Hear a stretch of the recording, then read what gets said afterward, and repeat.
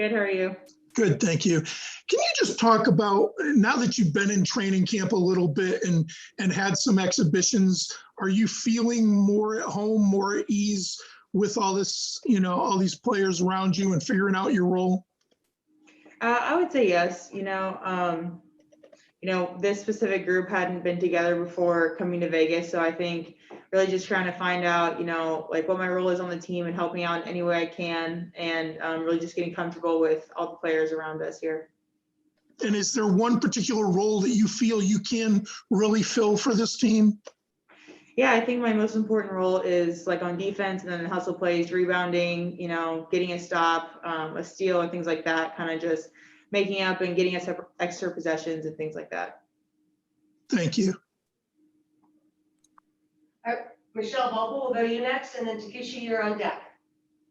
Thanks. Napheesa, I know we sort of were joking with you in Vegas about, you couldn't imagine being around as long as Sue and Dee still doing this. But do you ever have those moments where, knowing how when you first walk into the gym at UConn, you look around and you see these legends. Do you ever have those moments like, wow, I'm really playing in an Olympics with those two?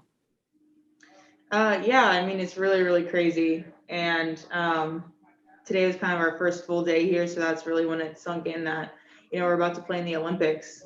Because I've been to a lot of training camps with them. I've been to training camp with them since I was in college. So that's kind of what Vegas felt like again, was that. But actually being here and getting ready to play in games and stuff, it's been pretty surreal.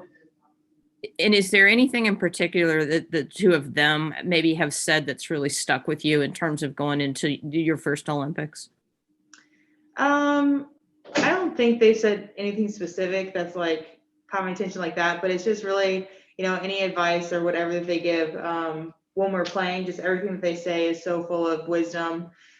They're so knowledgeable about the game and how to play. And so anytime that they are, giving tidbits here and there about how to play, even if it's not to me specifically, but to the team, I'm really just trying to soak it all in and listen to them and learn from them as best as I can. Thank you. Takesha Shibata, and then we'll go to Nick Leonard. Hello, Napheesa. Welcome to Tokyo, Japan. And my question is, how do you like the life in the village, and how do you like the? Do you have did you find anything that's very unique to Tokyo, that you can feel like you're really, wow, I'm in Tokyo? So we actually aren't staying in the village. We did get to visit it a little bit today, so it was cool to kind of walk around and see, they had like a little like stores and like a little hair salon and things like that. So that was really cool to see. But today's our first day, so I haven't gotten to like explore anything. We really just took the bus to practice. But something that has stood out to me is so beautiful, especially on the plane ride in. There's so much green, so it was really pretty to watch. And like I said, it's only our first day, so I look forward to seeing more, hopefully, of Tokyo soon. Okay, thank you so much. Enjoy your stay here. Thank you. Nick Leonard, and then we'll close out with Rafiq. Nick, you're on mute. Okay, I'm good now, I think. Can you hear me now? Yes. Okay, just because you've played 3-on-3 at a high level, I mean, I'm sure you're ecstatic to be on the team that you're on, but would it have been cool to play 3-on-3 at the first time that it's at the Olympics as well? Yes, I definitely would have been happy to be on either of the Olympic teams. And I think it's so cool for the women that are on it now to be a part of a game that is going to be at the Olympics for the first time.